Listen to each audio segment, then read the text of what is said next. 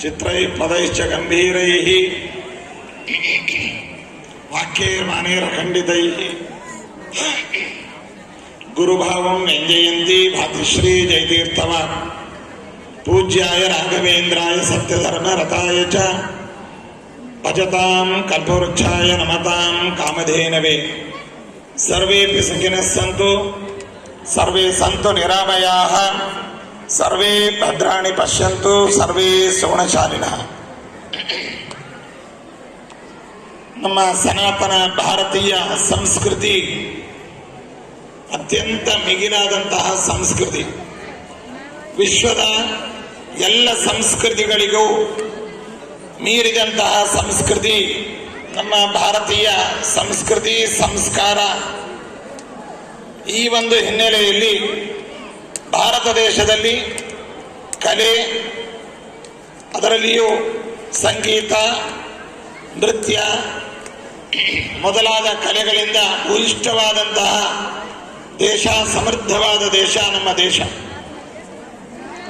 ಇಂತಹ ದೇಶದಲ್ಲಿ ನಾಟ್ಯದ ವೈವಿಧ್ಯ, ಅದು ಭರತನಾಟ್ಯವಾಗಬಹುದು, ಕೂಚುಪುಡಿ ನಾಟ್ಯವಾಗಬಹುದು, ಇನ್ನು ಅನೇಕ ಬಗೆಯಾದ ಪ್ರಾಂತೀಯ ನೃತ್ಯಗಳಿಂದ ಕೂಡಿರತಕ್ಕಂತಹದ್ದು ನಮ್ಮ ದೇಶ. ಈ ನೃತ್ಯದ ಬಗ್ಗೆ ಶಾಸ್ತ್ರಗಳಲ್ಲಿ ಒಂದು ಮಾತನ್ನು ಹೇಳ್ತಾರೆ. ದೇವಾನಾಮಿದಮಾಮನಂತಿ ಮುನಯಃ ಶಾಂತಂ ಕೃತುಂ ಚಾಕ್ಷಸಂ ರುದ್ರೇಣೇದ ಉಮಾಕೃತಿ ವ್ಯಧಿಕರೇ ಸ್ವಾಂಗೇ ವಿಭಕ್ತಂ ದ್ವಿಧ ತ್ರೈಗುಣ್ಯೋದ್ಭವಮತ್ರ ಲೋಕಚರಿತಂ ನಾನಾರಸಂ ದೃಶ್ಯತೆ ನಾಟ್ಯಂ ಭಿನ್ನ ರುಚೇಃ ಜನಸ್ಯ ಬಹುಧಾ ಕ್ವೇಕಂ ಸಮಾರಾಧಕಂ ಅಂತ. ಈ ನಾಟ್ಯ ಅನ್ನುವಂತಹದ್ದು ವಿವಿಧ ರಸಗಳ ಆವಿಷ್ಕಾರಕ್ಕೆ ಒಂದು ಮಾಧ್ಯಮವಾಗಿದೆ. ಇಂತಹ ರಸಗಳ ಆವಿಷ್ಕಾರದ ಮಾಧ್ಯಮವಾದ ಭಾವಾಭಿವ್ಯಕ್ತಿಯ ಮಾಧ್ಯಮವಾದ ಜನಸಾಮಾನ್ಯರಿಗೂ ಕೂಡ ಅಭಿನಯದ ಮೂಲಕವಾಗಿ ವಿಶಿಷ್ಟವಾದ ಒಂದು ಮಹಿಮೆಯನ್ನ, ಚರಿತ್ರೆಯನ್ನ, ಸನ್ನಿವೇಶವನ್ನ ಜನಮಾನಸದಲ್ಲಿ ಮೂಡಿಸುವಂತಹ ಮಾಧ್ಯಮ ಅದು ನೃತ್ಯ ಮಾಧ್ಯಮ. ಇಂತಹ ಮಾಧ್ಯಮದ ಬಗ್ಗೆ ಹೇಳುವಾಗ ಶಾಂತಂ ಕ್ರತುಂ ಚಾಕ್ಷಸಂ ಅಂತಂದಿದ್ದಾರೆ.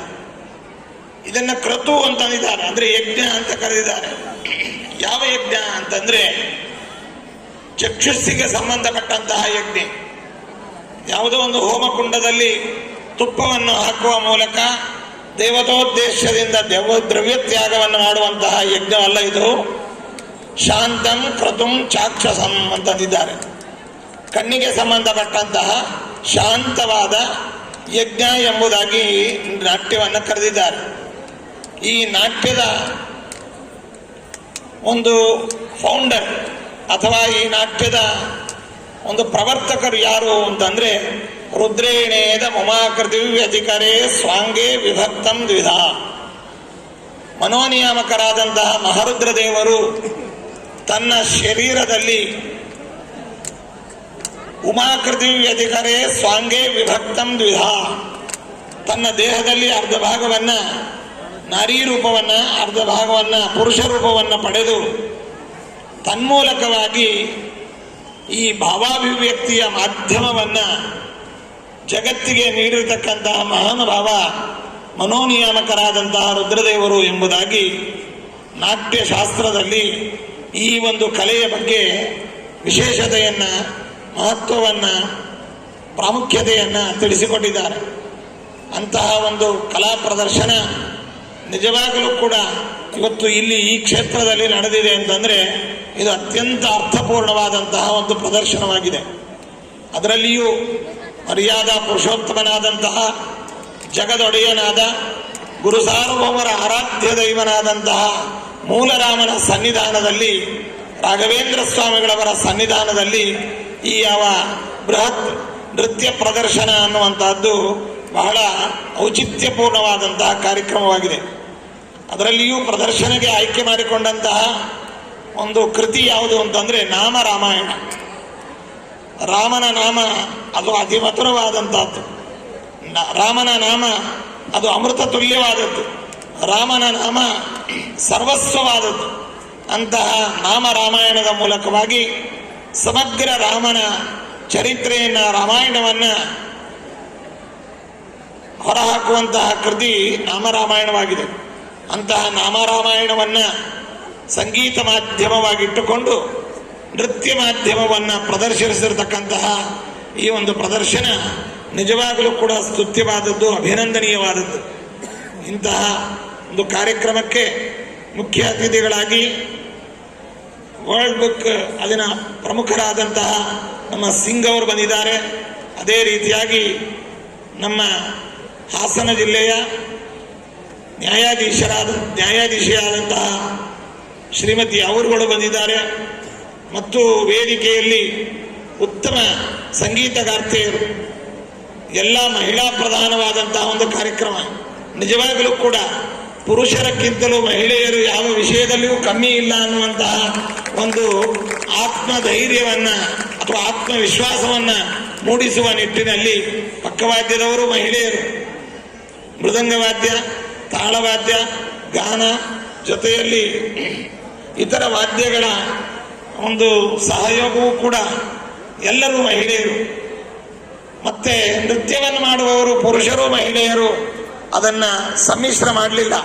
ಎಲ್ಲ ಮಹಿಳೆಯರು, ಶಿಶುಗಳು ಎಲ್ಲರೂ ಕೂಡ ಮಹಿಳಾ ಪ್ರಧಾನವಾದಂತಹ ಈ ಕಾರ್ಯಕ್ರಮ ಅತ್ಯಂತ ಯಶಸ್ವಿಯಾಗಿ ಇಲ್ಲಿ ಪ್ರದರ್ಶನಗೊಂಡಿದೆ. ಇದರಿಂದ ಲೌಕಿಕ ವೈದಿಕ ಫಲಗಳು ನಾವು ಪಡೆದಿದ್ದೇವೆ. ವೈದಿಕ ಫಲ ರಾಘವೇಂದ್ರ ಸ್ವಾಮಿಗಳವರ ಅಂತರ್ಯಾಮಿಯಾದಂತಹ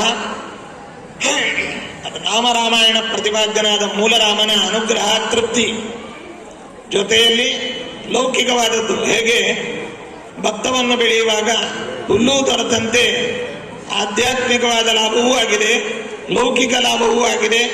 ವರ್ಲ್ಡ್ ಬುಕ್ನಲ್ಲಿ ಇವತ್ತು ನಮೂದನೆಗೊಂಡು ಇದಕ್ಕೆ ಒಂದು ವಿಶಿಷ್ಟವಾದ ಮನ್ನಣೆಯನ್ನು ಕೂಡ ವರ್ಲ್ಡ್ ಬುಕ್ ಆಫ್ ರೆಕಾರ್ಡ್ನಿಂದ ಇವತ್ತು ಲಭ್ಯವಾದದ್ದು ಮತ್ತೊಂದು ವಿಷಯವಾಗಿದೆ. ಇಂತಹ ಒಂದು ಕಾರ್ಯಕ್ರಮ ನಿಜವಾಗಲೂ ಕೂಡ ನಮ್ಮ ದೇಶದ ಸಂಸ್ಕೃತಿ, ನಮ್ಮ ದೇಶದ ಒಂದು ಸಂಪ್ರದಾಯ, ನಮ್ಮ ದೇಶದ ಹಿರಿಮೆ ಇವುಗಳನ್ನು ಉಳಿಸುವ ನಿಟ್ಟಿನಲ್ಲಿ ಪ್ರಯತ್ನ ಅನ್ನುವಂಥದ್ದು ನಡೆದಿದೆ. ಇದು ನಿಜವಾಗಲೂ ಕೂಡ ಯೋಗ್ಯವಾದದ್ದು.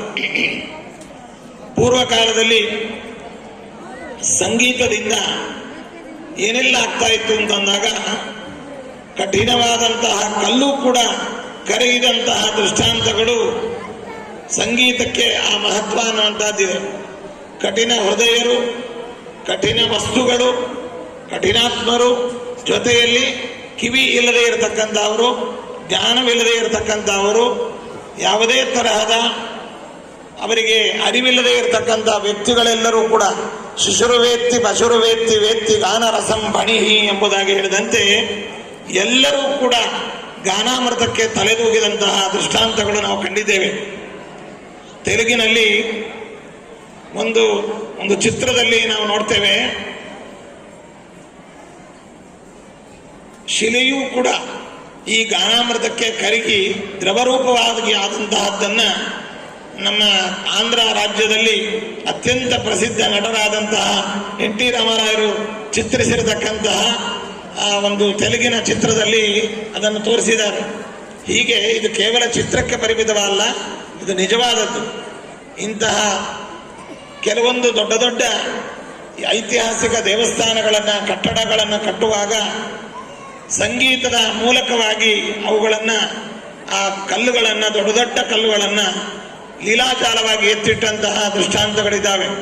ಸಂಗೀತದ ಮೂಲಕವಾಗಿ ದೀಪಗಳನ್ನು ಬೆಳಗಿಸಿರತಕ್ಕಂತಹ ಒಂದು ರಾಗಗಳಿದ್ದಾವೆ.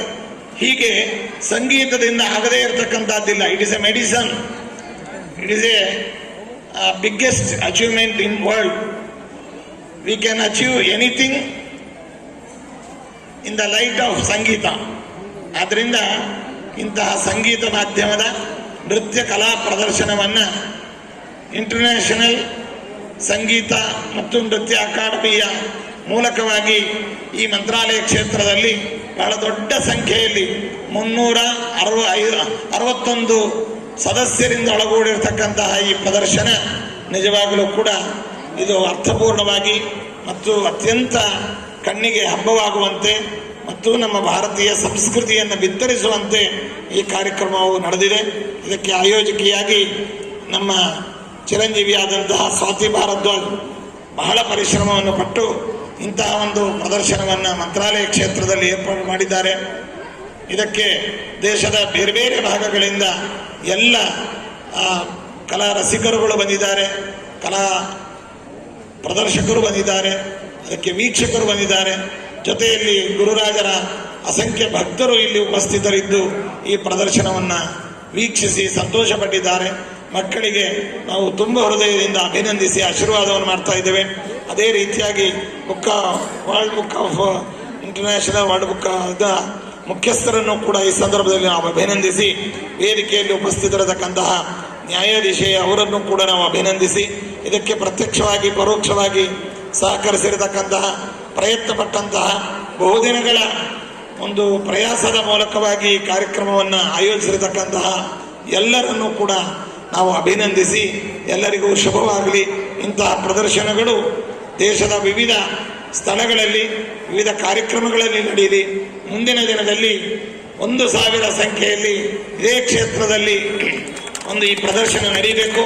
ಆಗ ಮತ್ತೆ ಈ ಇಂಟರ್ನ್ಯಾಷನಲ್ ರೆಕಾರ್ಡನ್ನು ಕೂಡ ಮುರಿದು ಇನ್ನೂ ಕೂಡ ಹೆಚ್ಚಿನ ರೆಕಾರ್ಡನ್ನು ಪಡೆಯುವಂತಾಗಲಿ ಎಂಬುದಾಗಿ ಹೇಳ್ತಾ ಎಲ್ಲರಿಗೂ ಶುಭವನ್ನು ಕೋರ್ತಾ ಇದ್ದೇವೆ.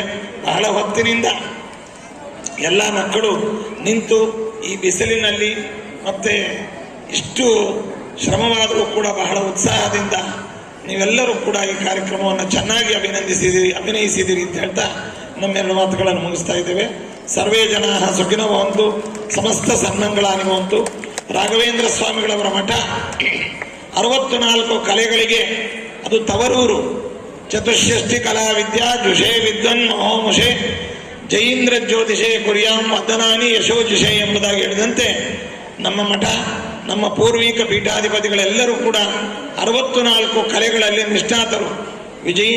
ವ್ಯಾಸರಾಜ ಗುರು ಸಾರ್ವಭೌಮರು, ವಿಜಯೇಂದ್ರ ತೀರ್ಥರು, ಸುಧೀಂದ್ರ ತೀರ್ಥರು, ರಾಘವೇಂದ್ರ ಸ್ವಾಮಿಗಳವರೇ ಮೊದಲಾದ ಮಹಾನುಭಾವರೆಲ್ಲರೂ ಕೂಡ 64 ಕಲೆಗಳಲ್ಲಿ ತಲಸ್ಪರ್ಶಿಯಾದಂತಹ ಪಾಂಡಿತ್ಯವನ್ನು ಪಡೆದಂತಹ ಮಹಾನುಭಾವರು. ಅಂತಹವರ ಈ ಮಠದ ದಿವ್ಯ ಪ್ರಾಂಗಣದಲ್ಲಿ ಈ ಕಾರ್ಯಕ್ರಮ ನಡೆದದ್ದು ನಿಜವಾಗಲೂ ಕೂಡ ಯೋಗ್ಯವಾದ ಕಾರ್ಯಕ್ರಮ.